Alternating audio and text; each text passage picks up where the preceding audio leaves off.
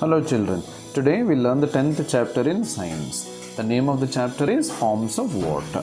Water exists in three different forms: solid, liquid and gaseous form.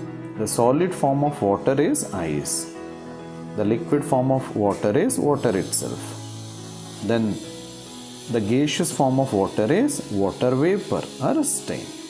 At the end of this chapter, we'll be able to identify the different forms of water: ice, water, and water vapor. Describe the water cycle. What happens when you leave ice cream outside the freezer for a while? If you leave ice cream outside the freezer for a while, it will start melting. It gets converted into water. What happens when you keep a glass of water in the freezer? When we keep a glass of water in the freezer, it will become ice. It gets converted into solid form. How does water change form? Take some water in an ice tray. Put it in the freezer of your refrigerator for a few hours. What happens? Say you need to take water in an ice tray like this. You can see in this picture. Okay, put it in the freezer of your refrigerator. In your refrigerator or fridge, you can see there will be a chamber called as freezer. Okay, now suppose if you keep this ice tray with water in the freezer for a few hours, do you know what will happen?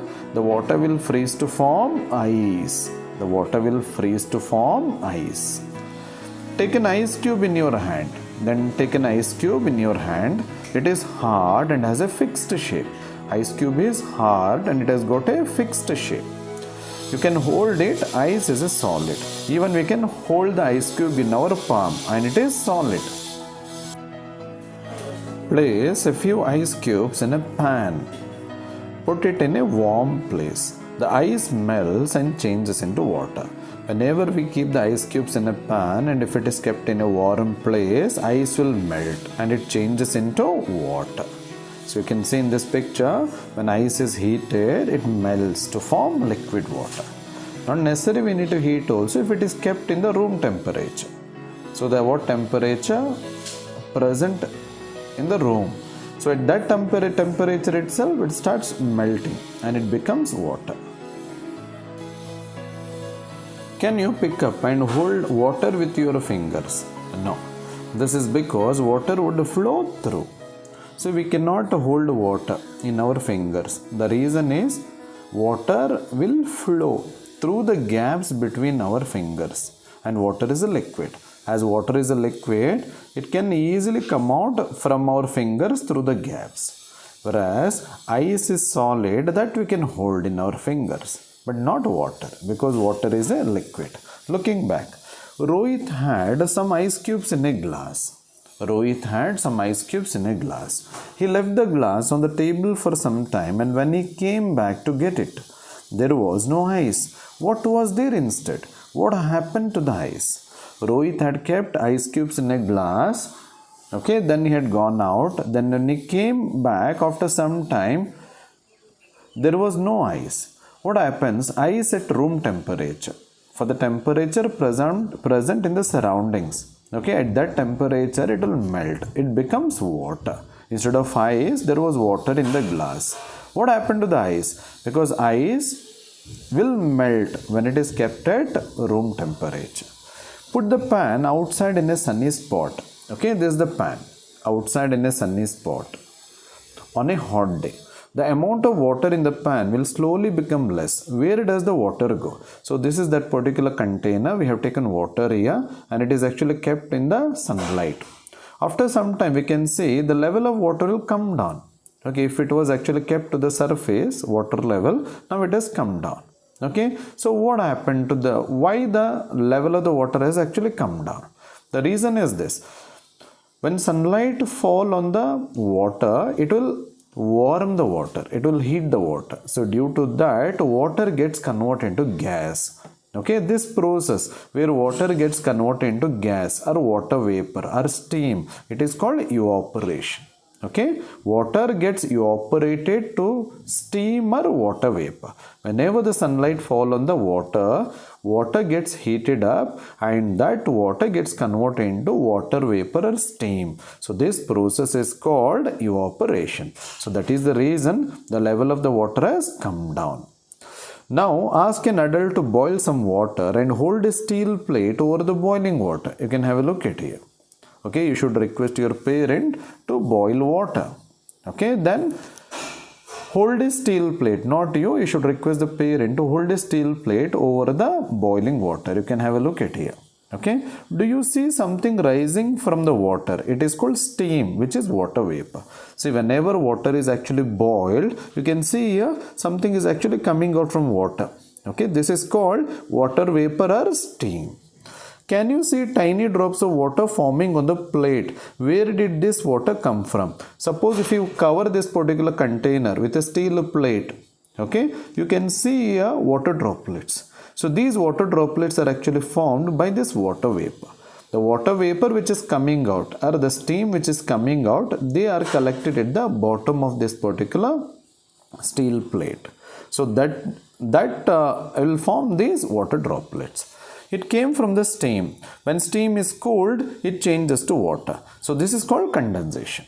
Okay, usually these water droplets are formed by steam. When the steam is cooled, it converts into water. So this process is called condensation. Looking back, when it rains, water forms puddles on the roads. When the sun comes out, the puddles disappear. Where does the water go? Puddles means a small pits filled with water. Whenever it rains, these small pits are actually filled with water. They form puddles on roads. But when sun comes out, the puddles disappear. What will happen? The sunlight will start warming the water in those puddles. So water gets converted into water vapor or steam and they get evaporated.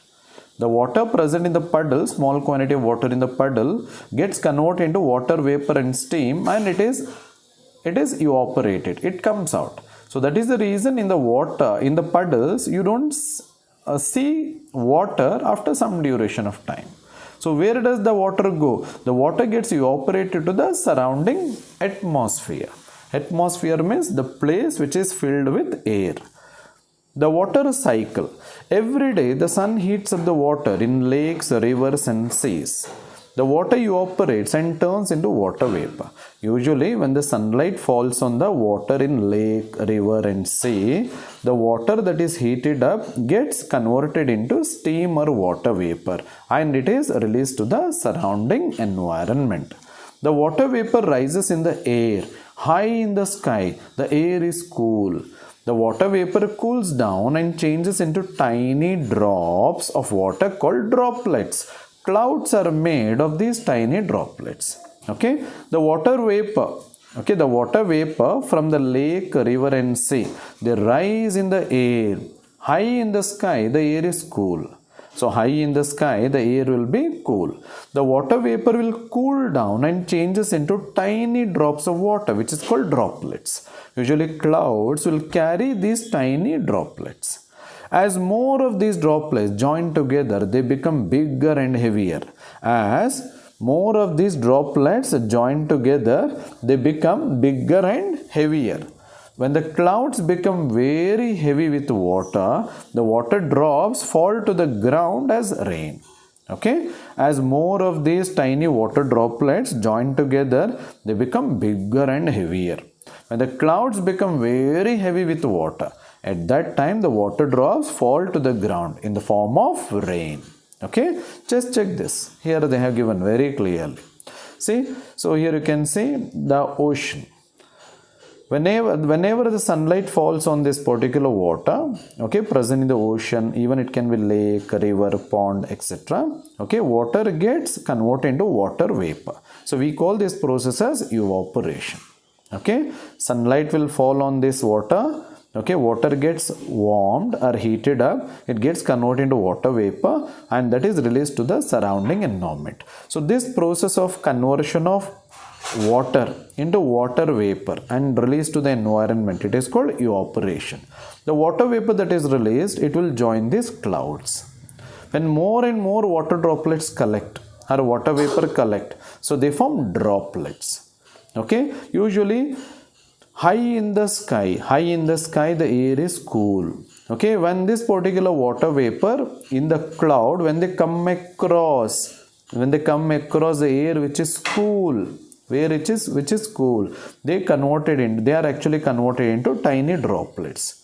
And these droplets, when they collect more and more through condensation process. Condensation means it is one process where water vapor is converted into water.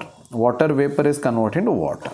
So when this particular cloud is actually filled with tiny droplets, okay, it will in the form of rain, again it will come back to earth. Again it will come back to earth in the form of rainwater.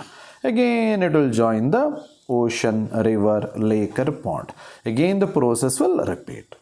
Okay, through evaporation, water is converted into water vapor. Through sunlight, so they join clouds. Okay, when the cloud actually passes through the cool air, they get converted into droplets, and those droplets, when they gather more in number, they become heavier, and in the form of rain they will reach the earth. So this is how water cycle takes place. Here, rainwater flows back into lakes, rivers and sea. Later it evaporates again. In this way, water keeps moving from sea, river and lake to the sky and back. So we call this as water cycle. Water is actually lost to the sky or surrounding environment from sea, river and lake. Again to rainwater they come back. And this process keep on taking place. So this is called water cycle. Cyclic movement of water. Okay, cyclic movement of water. So this is called water cycle. Hail and snow. You can see here hailstones. I think it is called alikallu in Kannada. So this is actually snowflakes. Snow. Sometimes strong winds push falling raindrops up into cold air. Sometimes what will happen, strong wind will push falling raindrops up into the very cold air. So the drops will freeze to form ice. At that time the water droplets, when they come across very cold air, do you know, they form ice. The pieces of ice fall to the ground as hailstones. And those pieces of water will fall to the ground along with the rain. So that is called as hailstones. So how hailstones are actually formed? The rainwater droplets which are present in the cloud, when they come across cold air, okay, they freeze to form ice. So along with the rainwater they reach earth. It is called hailstones. Now when it is very cold in the cloud, okay, here it is just cold. When it becomes still further, extremely cold, okay, when it is very cold in the clouds, the water vapor which is rising up freezes suddenly.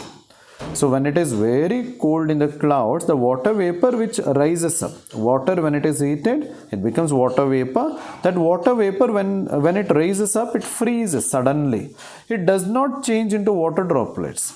When it freezes, it doesn't change into water droplets. It forms snowflakes like this. It forms snowflakes. So these fall from the clouds as snow. So these snowflakes will fall from the clouds as snow. Snowflakes are soft, they look beautiful.